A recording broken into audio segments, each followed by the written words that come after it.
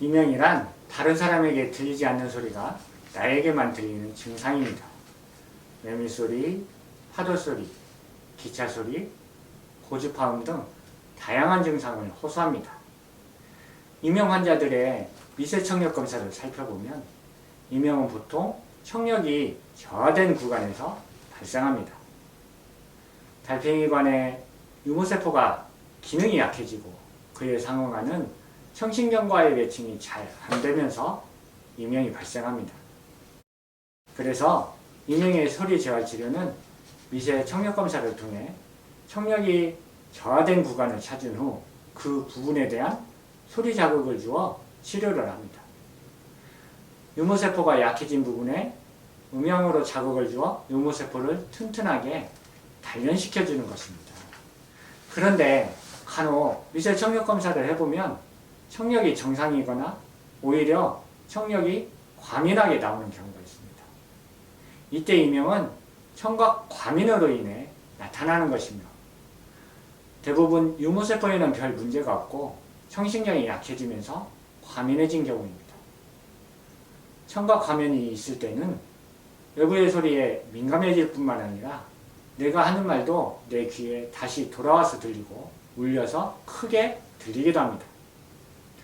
또한 내 목소리가 마치 남이 말하는 것처럼 이중으로 울려 들리기도 하고 내 말소리에 이질감을 느끼게 됩니다. 노인성 난청보다는 젊은 사람들에게 주로 나타나고 또는 예민하거나 스트레스를 많이 받는 사람들에게도 나타납니다. 청각 과민으로 인한 이명은 일반적인 이명치료와는 치료에 대한 접근을 달리해야 합니다. 신경이 쇠약하게 되면 쉽게 예민해지고 과민 반응을 나타내는 것처럼 청신경이 약해져서 과민해지는 것이기 때문에 청신경을 강화시키고 안정화시키는 치료가 필요합니다.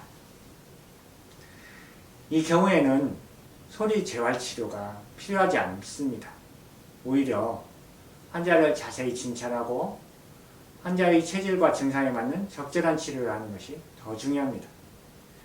신음어를 바탕으로 화가 상충하는 것인지 아니면 과도한 스트레스로 인해 간에 울체된 기운으로 화가 상충하는 것인가를 잘 판별하여 그에 따른 한약 처방과 약침, 침구 치료가 필요합니다.